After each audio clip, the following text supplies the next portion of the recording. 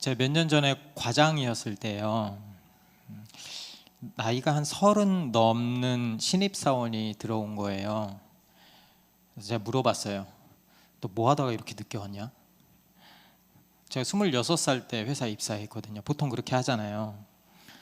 근데 그 친구가 이렇게 얘기하더라고요. 제가요, 휴학도 하고요, 어학연수도 다녀오고요, 또 이게 취업을 하려니까 힘든 거예요. 그래서 취업 준비도 따로 하고 자격증도 땄습니다. 이렇게 얘기를 하더라고요. 그렇게 보니까 주변에 그 입사하는 친구들의 스펙이 굉장히 좋은 거예요. 예전에 저라면 감히 꿈도 꾸지 못할 정도의 고스펙을 가진 친구들이 회사에 들어온 거죠. 제가 그 친구들을 보면서, 야, 취업하기가 이렇게 힘들다는데 하늘의 별 따기라고 하는데 정말 열심히 잘 준비했구나, 이런 생각을 했어요. 어떤 일을 하기 위해서는 그에 맞는 실력을 갖춰야 합니다. 넘겨주실래요? 네.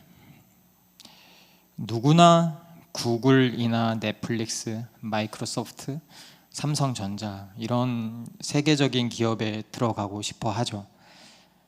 그러기 위해서는 수험생들은 자신들의 능력과 성장 가능성을 이 회사에 증명해 보여야 합니다.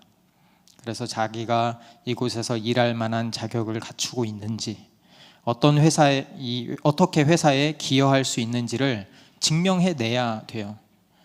그러니까 여기 들어가고 싶은 친구들은 많고 뽑는 인원은 적고, 그러니까 진입 장벽이 높을 수밖에 없죠. 여기 보이세요? 이거? 제가 한번 몇 개 읽어볼까요?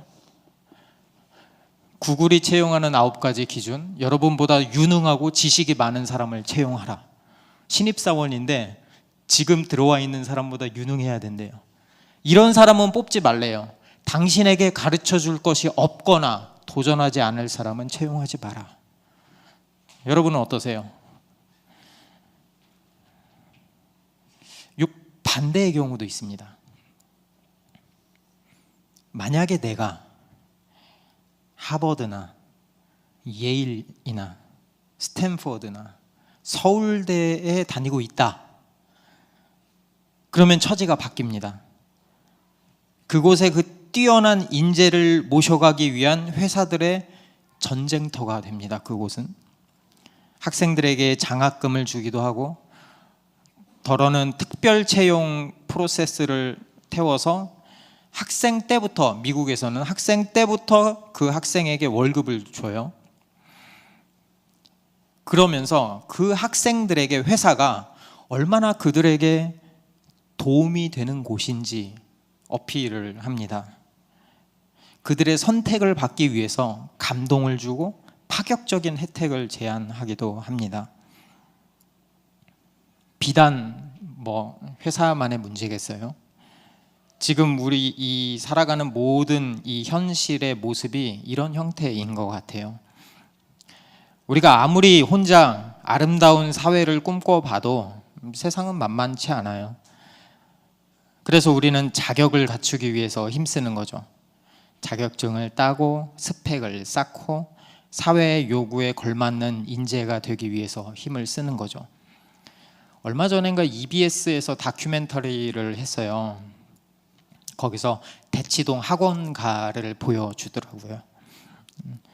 근데 거기 있는 친구들을 보면 초등학교 때부터 학원을 여러 군데를 다니는 거예요. 밤 10시가 넘도록 학원을 다니더라고요. 10시가 넘어서 좀 고학년은 12시가 돼서야 집에 들어오는 거예요. 우리 아이들을 생각해 봤습니다. 하루 종일 메뚜기 잡고 사마귀 잡고 매미 잡으러 뛰어다녀요. 근데 우리 아이들을 보면 제가 어릴 때보다 더 잘 노는 것 같아요. 그러니까 이 모습을 보면서 한편으로는 불안한 거예요. 내가 아이들을 이렇게 키워서 되나? 이런 묘한 불안감 있죠. 이렇게 해맑게 크는 건 좋은데 이렇게 해맑게 크다가 어느 순간 현실의 큰 벽을 그들이 만나게 되면 어쩌지? 그때 아빠를 원망하지 않을까? 왜 저 그때 싫다고 해도 학원 보내줬어야 되잖아요. 제가 준비할 수 있도록 해줬어야 되잖아요. 어쩌면 어릴 때 그 교육이 평생의 삶의 위치와 그 성취를 결정할 수도 있는데 말이죠. 한참 뛰어놀아야 할 어린 학생들이 자유시간도 갖지 못하고 밤새 학원을 도는 이유는 분명하죠. 명문대에 들어가기 위한 자격을 갖추기 위해서입니다. 그래야 출발선이 조금 달라야 더 인정받고 편안하게 원하는 세상 누리면서 살 수 있기 때문이죠. 그래서 지금 우리가 살고 있는 이 세상은 우리의 모든 것들이 평가되는 곳이고, 그래서 서로에 대한 스카우팅 리포트를 작성하고 거기에 걸맞는 인재를 쟁취해 나가는 세상이에요. 갈릴리를 한번 가볼까요? 갈릴리는 원래 호수예요. 그런데 바다라고 봐도 무방할 정도로 엄청 컸어요. 그 호수에는 최소 16개의 항구가 있었다고 합니다. 그만큼 어업이 번창했죠. 그래서 사람들은 저마다 일을 하느라 정신이 없어요. 그리고 저 멀리서 누군가가 바다에 그물을 힘차게 던집니다. 시몬과 안드레 형제였어요. 야, 저기 그물 잡아. 자, 올린다. 둘, 셋. 영차 이렇게 올리는 거예요. 그들은 어부였습니다. 조금 더 가다 보면 또 한 무리가 보입니다. 세베대의 아들 야고보와 요한 형제였어요. 그들도 배에서 그물을 깁고 있습니다. 어이 김씨, 저기 좀 마무리하고, 저희 정씨 그물 좀 잘 잡고. 이 사람들은 불일 일꾼도 있었어요. 나름대로 이 바닥에서 성공한 어부였습니다.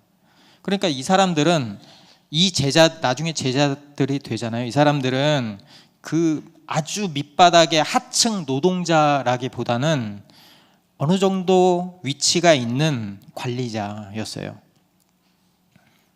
이 본문은 예수님이 제자를 삼는 과정을 이렇게 그리고 있습니다. 옛날의 그리스 로마 사회에도 지금과 별반 다르지 않았어요. 그래서 로마 사회에서 훌륭한 그 학교, 랍비라고 하거든요. 선생님이 있는 그 학교에 입학하고 싶으면 어떻게 해야 될까요? 지금과 다르지 않아요. 학생들이 먼저 그 스승을 찾아갑니다. 찾아가서 저를 제자로 받아주세요 라고 말하는 거죠. 그러면은 그 랍비는 그 후보자들이 많이 왔잖아요. 그러면 거기서 가장 재능이 있고 가장 잠재력이 있는 사람이 누구인지 살펴보고 그 사람을 제자로 삼는 거죠. 그렇잖아요, 여러분. 그렇죠? 가장 능력 있는 사람 뽑아야죠. 거기서도 반대의 경우도 있었어요. 랍비가 제자를 모집하는 경우 말이죠. 그럴 때에는 랍비들이 학생들에게 인정받을 만한 증거를 제시해야 돼요. 자기가 얼마나 능력 있는 선생인지, 자신의 학문이 얼마나 탄탄한지를 학생들에게 어필해야 됐어요. 그런 다음에야 비로소 제자들에게 선생으로서 인정받을 수 있었죠. 그러면 여기서 예수님은 직접 제자들을 찾아다니거든요. 왜 그럴까? 지금 우리 살펴봤잖아요. 예수님은 인정받지 못해서일까? 사람들에게? 지위가 높고 실력 있는 사람들을 제자로 삼을 능력이 없기 때문에 어부라도 제자를 삼자, 어부라도. 이렇게 작정한 걸까요? 근데 그런 논리라면 이 제자를 삼기 위해서 엄청난 설득을 해야 되잖아요. 나 이런 사람이고 내가 세상을 구원할 거고 그런데 17절을 보면 굉장히 간결하고 무미건조하기까지 합니다. 17절 볼까요? 예수께서 이르시되 나를 따라오라. 내가 너희로 사람을 낚는 어부가 되게 하리라. 여기서 놀라운 점은 제자들이 그 이야기를 듣고 곧바로 행동에 옮겼다는 점이에요. 시몬과 안드레는 곧바로 그물을 버리고 예수를 따라갔습니다. 그런데 그 뒤에 야고보와 요한은 조금 더 파격적입니다. 20절 한번 볼까요? 곧 부르시니 그 아버지 세베대를 품꾼들과 함께 배에 버려 두고 예수를 따라가니라. 아버지도 버리고 품꾼들도 버리고 가족들도 버리고 다 버리고 갔어요. 더 부자니까 버릴 게 더 많네요. 그렇죠? 대단하죠. 어떻게 이런 결심을 할 수 있을까? 도대체 무엇 때문에 이 모든 것을 버리고 심지어 가족들까지 내팽개치고 예수를 따를까? 저는 이런 궁금증이 생겼어요. 유튜브에서 틱톡 아시죠? 틱톡에서 이런 콘텐츠를 한번 한 적이 있어요. 화장을 지우면 20만 원을 준대요. 여성분들, 자, 길에 나갔어요. 풀 메이크업을 딱 하고 가는데 어떤 사람이 잡아요. 자, 지금 여기서 메이크업을 다 지우면 20만 원을 드리겠습니다. 나 화장 지우겠다 하시는 분 한번 손 들어보세요. 화장 지우겠다. 어이, 많네요. 우리 교회는 좀 다른가 봐요. 여기서 대부분의 여성분들이 화장을 못 지우겠다고 했어요. 20만 원이나 주는데 제가 깜짝 놀랐어요. 저는 100번이라도 지우겠는데, 변장을 하라고 하면 하겠는데 안 한다는 거예요. 그래서 궁금했어요. 그러면서 한편으로는 이런 생각이 들었어요. 이분들에게 얼마를 주면 화장을 지운다고 할까? 30만 원? 50만 원? 100만 원? 아니다. 더 크게 고민할 필요도 없이 한 10억 준다고 하면 지우지 않을까? 10억 준다고 하면 지우실 분. 10억 준다고 하면, 전 하라는 대로 다 할 것 같아요. 10억 준다고 하면. 여러분, 우리가 어떤 선택을 할 때 가치의 크기를 측정을 합니다. 그런 다음에 행동을 하죠. 그걸 우리는 기회비용이라고 하죠. 어떤 선택을 했을 때 어떤 가치가 있다. 회사에서 몇 년 전이에요. 친한 후배가 저한테 이야기를 하고 싶다고 하는 거예요. 스카우트 제안이 들어왔대요. 지금 있는 데보다 돈을 조금 더 주는데 만족스럽지는 않고 좀 고민이 된대요. 지금까지 회사에서 쌓아온 그 익숙함을 버리면서까지 그곳이 갈 만한 곳인가, 더 큰 미래를 보장해 주는 곳인가. 그래서 그 친구랑 다각도로 이야기를 깊게 나눴어요. 그런 다음에 그 후배는 이직하지 않기로 결심을 했습니다. 어부들에게 예수는 어떤 존재였을까? 본문만 읽어봐도 알 수 있어요. 분명히 예수의 제자가 되는 길은 자신의 생업보다도, 심지어는 부모보다도 더 큰 가치를 갖고 있었어요. 그러니까 곧 움직였다고 하잖아요. 그런데 여러분, 이렇게 생각할 수 있어요. 얘네들이 잠깐 이게 정신적으로 감정적으로 충동적인 사람들 있잖아요. 그러지 않을까라고 생각할 수 있어요. 그러니까 이 사람들이 분명히 예수님의 한마디잖아요. 한마디만 듣고 뭐에 홀린 게 아니라면, 가정입니다. 그들이 진짜 유대인이라면, 신실한 믿음을 갖고 있는 유대인이라면 이 식민지 생활을 하면서 분명히 그 사람들은 메시아를 기다리는 삶을 살았을 거예요. 그리고 예수가 누구인지 이미 소문이 나서 알고 있었어요. 그래서 예수가 누구인지 생각하고 있었을 거예요. 이 사람이 진짜 메시아인가? 그렇기 때문에 여기서 곧이라는 말은 단순히 감정적이거나 즉흥적인 결정이 아니에요. 그들은 본문에서는 정확하게 나타나 있진 않지만 보통 사람이 보지 못했던 예수의 그 특별한 모습을 본 거죠. 예수는 쫓을 만한 인물인가? 그들은 예스라고 대답했습니다. 그 결정에 모든 것을 버리고 따를 만큼 그 결정은 시급하고 중요했어요. 그만큼 중요했어요. 여기서 우리는 질문을 좀 다르게 했으면 좋겠어요. 제자들이 예수를 따르는 그 결심이 정말 대단하다라고 말하기 전에 그들이 자신의 핏줄과 생업까지 내버려 두고 즉시 쫓을 만한 그 예수가 도대체 누구인가라고 말이죠. 여러분은 어느 정도의 가치가 있다는 판단이 있을 때 제자들과 같은 결단을 할 수 있으세요? 얼마나 큰 가치가 있을 때 어쩌면 삶에서 가장 중요한 게 보이는 것들마저 포기할 수 있습니까? 여러분, 그 사람들 바보가 아니었어요. 앞에서 말했잖아요. 그 일터에서 인정받은 사람들이에요. 경쟁하면서 어떻게 해야 살아남는지 아는 사람들이에요. 그런데 예수를 따랐거든요. 여기서 우리는 예수가 얼마나 권위 있는 분인지 알 수 있습니다. 제자들이 보기에 예수는 정말 그들이 그토록 기다리던 구원자였죠. 그래서 예수님이 말씀하시는 거예요. 내가 너희를 사람 낚는 어부가 되게 하겠다라고 말이죠. 예수님의 스카우팅 리포트에 우리는 그 어부들은 몇 점이었을까요? 예수님의 스카우팅 리포트에 모든 항목에서 0점이었어요.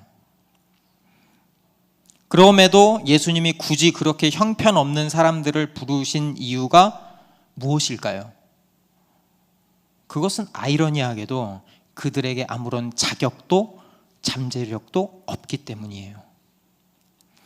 여기서 우리가 그 전 거 보여주실래요? 되게 하겠다. 사람을 낚는 어부가 되게 하겠다. 여기에 한번 주목해 볼까요? 이 약속을 한 주체가 예수님이잖아요. 되게 하겠다. 이게 두 가지 의미로 쓰입니다. 하나는 주어가 사람일 때, 또 다른 하나는 주어가 예수님일 때. 마가복음에서는 이 두 가지 의미로 많이 쓰여요. 하나는 주어가 사람일 때입니다. 어떤 한 청년이 예수님께 다가와요. 17절에 이렇게 이야기합니다. 예수께서 길에 나가실 때 한 사람이 달려와서 꿇어 앉아 묻자오되 선한 선생님이여 내가 무엇을 하여야 영생을 얻으리이까? 내가 무엇을 하여야 영생을 얻으리이까? 내가 어떤 자격이 있어야, 어떤 능력이 있어야 영생을 얻을 수 있습니까? 라고 묻는 거죠. 그런데 반면에 예수가 행위의 주체가 될 때는 만들다, 창조하다라는 뜻으로 쓰입니다. 그러니까 무언가를 창조하는 그 비범한 일은 하나님만이 할 수 있는 일이죠. 그리고 바로 그 비범한 일을 위해서 예수님이 제자들을 부르시는 거예요. 사람을 낫게 하는 어부가 되도록 만드는 그 일을 예수님이 약속하는 거죠. 그래서 내가 너희로 사람을 낚는 어부가 되게 하겠다라고 말씀하시는 거죠. 세상에서는 노력해야 한다고, 자격을 갖추어야 한다고 말합니다. 자신이 스스로 앞길을 개척해 나가야 한다고 말합니다. 마치 유명한 랍비를 찾아가서 우리의 능력을 선보이고 거기에 합당한 자격을 갖게 되면 제자가 될 수 있는 것처럼 말이죠. 하지만 예수님은 직접 우리를 찾아오십니다. 왜냐하면 모든 인간은 스스로의 죄 문제를 해결할 어떠한 능력도 없기 때문이죠. 사탄의 노예에 얽매여 있던 우리를 해방시켜주기 위해서, 그래서 하나님 나라의 백성 삼기 위해서 예수님이 스스로 직접 우리를 찾아오시는 거죠. 그래서 예수님은 이렇게 말씀하시는 거예요. 앞에서도 말씀하신 것처럼 사탄의 권세가 이제 무너졌다고, 내가 사탄의 나라를 무너뜨리는 당사자라고, 내가 너희를 죄에서 구원하기 위해서 이 땅에 왔다고, 내가 너희를 구원할 거라고, 내가 너희를 사탄의 노예가 아닌 하나님 나라의 백성으로 삼겠다고 말씀하시는 거죠. 그 분이 우리의 구원자 되신 예수 그리스도입니다. 정말 예수님은 십자가에서 우리의 죄를 대신 짊어지고 죽으시죠. 3일 만에 다시 살아나셔서 사탄과의 전쟁에서 완벽하게 승리하십니다. 그래서 그분을 믿는 누구든지 자격이나 능력에 상관없이 모두 하나님의 자녀가 되는 거예요. 얼마나 큰 축복이에요. 여러분, 복음은 우리가 행하는 그 무엇이 아니에요. 복음은 우리를 위해 행해진 무엇입니다.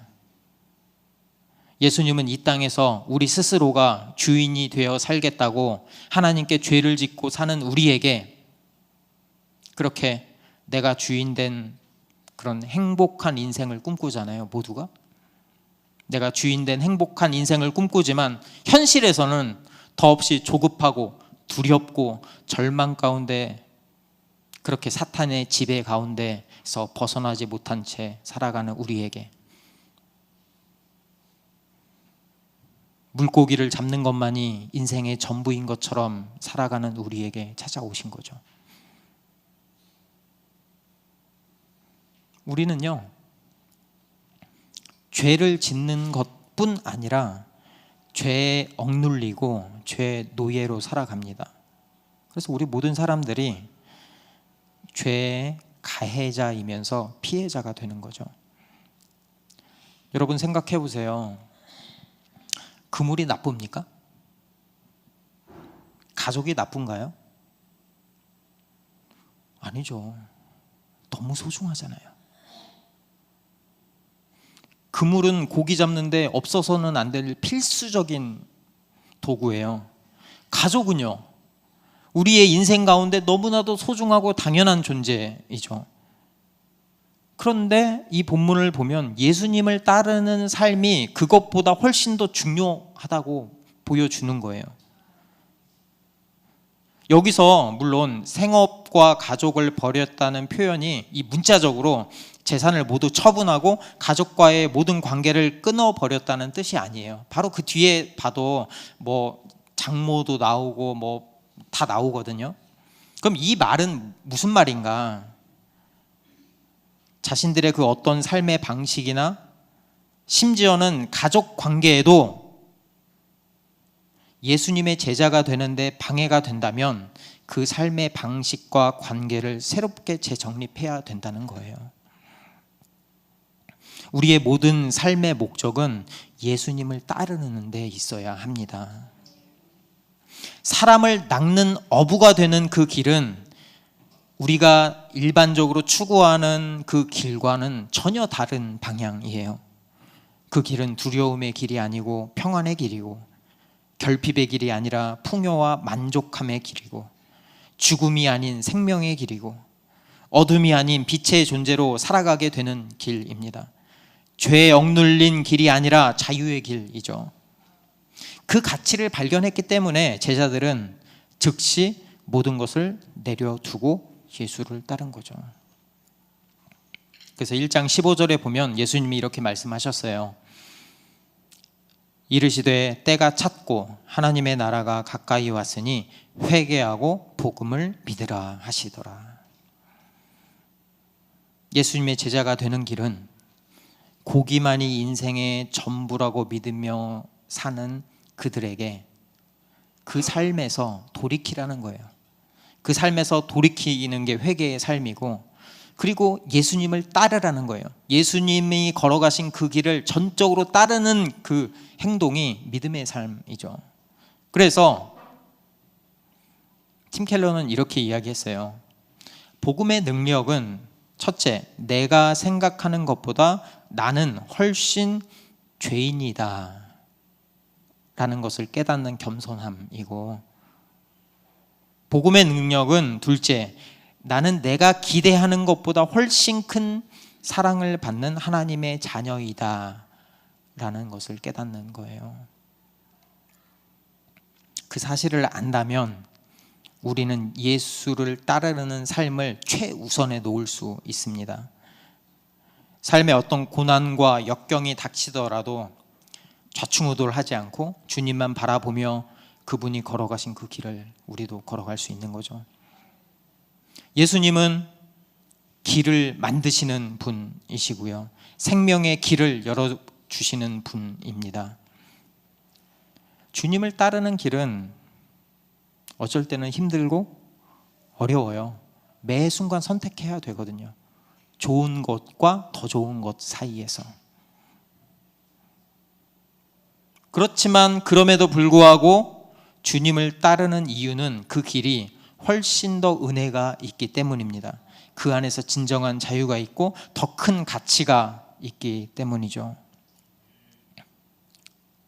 그러기에 우리는 힘있게 제자의 삶을 살아갈 수가 있습니다. 그런 관점에서 우리 성도님들, 저와 여러분은 내가 지금 어떻게 살아야 하지? 여기에만 몰두하면 안 돼요. 내가 지금 이 현실이 어려운데, 내가 갖고 싶은 게 있는데 나는 지금 어떻게 살아야 하지? 이것만 보면 안 돼요. 거기에만 눌려 있으면 안 돼요. 사람을 낚는 어부가 되게 해주시는 그 예수님을 믿고 힘차게 그분을 쫓아가야 돼요. 여러분, 왜 우리는 지금 예수님을 따르죠? 왜 사서 고생을 하고 있죠?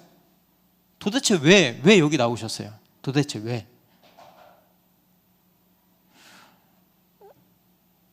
제 일정이 살인적이거든요. 회사 갔다가 설교 준비하고 양육하고 성도님들 만나고 아침에 일어나기가 너무 힘들어요. 지난주에 제가 그 적용하기 새벽에 일찍 일어나서 그 큐티 하겠다고 했는데 한 번도 못했어요. 이 이야기를 하면 그 누군가가 저한테 물어봐요. 괜찮냐고. 정말 괜찮냐고 물어봐요. 어제 양육을 했어요. 어제 양육을 했는데 이 질문이 나왔어요. 언제가 가장 행복하냐고. 그래서 제가 말했거든요. 지금 가장 행복하다고. 예수 그리스도의 제자로 사는 게 힘들고 어렵지만 훨씬 더 큰 기쁨, 훨씬 더 큰 특권이 나한테 주어졌다는 그 기분이 드는 거예요. 그래서 제가 지금 행복하다고 그랬어요. 지금 행복하다고. 여러분, 모든 것을 버리고 따르는 그 제자의 모습에서, 거기에서 예수 그리스도의 모습이 보입니다. 예수님은 진짜 아버지를 버리고 이 땅에 내려오셨고요. 그리고 나중에는 아버지로부터 버림당해요. 왜 그랬을까? 우리가 너무 소중하기 때문이죠. 우리를 너무 많이 사랑하기 때문이죠. 모두가 이기적으로 자기만 잘 되면 된다라는 이 세상에서 정말 생명을 주는 일이 얼마나 가치 있는 일인지 우리가 깨닫게 된다면, 자녀들이 건강한 생명체로 자라나는 그 기쁨을 우리가 알게 된다면 우리는 모든 것을 내려놓고 예수의 제자가 되는 길을 걸어갈 수 있습니다. 지난주에 우리가 이 얘기 했잖아요. 우리의 삶을 레버리지 할 수 있어야 한다. 레버리지가 뭐죠? 하나의 비전에 딱 집중해서 그 길을 최우선순위로 삼아서 따라가는 거죠. 우리의 모든 초점을 하나의 점, 예수 그리스도께 맞출 수 있어야 합니다. 예수님의 스카우팅 리포트에는 우리의 자격은 모두 0점 이렇게 적혀 있으면서 또 하나는 이렇게 적혀 있어요. 우리 한 사람 한 사람이 주님이 하실 위대한 일을 감당해 나갈 하나님의 대사다라고 말이죠. 얼마나 감사해요. 그렇기 때문에 우리는 영광스러운 하나님의 대사답게 매 선택의 순간마다 나의 스토리가 아닌 His 스토리, 예수님의 스토리를 적어 나가시길 바랍니다. 복음을 붙들고 살아가는 우리, 복음을 전함으로 다른 사람을 살리는 우리, 사람을 낚는 어부의 삶을 사는 가장 영광스럽고 기쁜 주님이 주시는 그 특권을 누리면서 사는 저와 여러분이 되기를 바랍니다. 함께 찬양하면서 기도의 자리로 나아가겠습니다.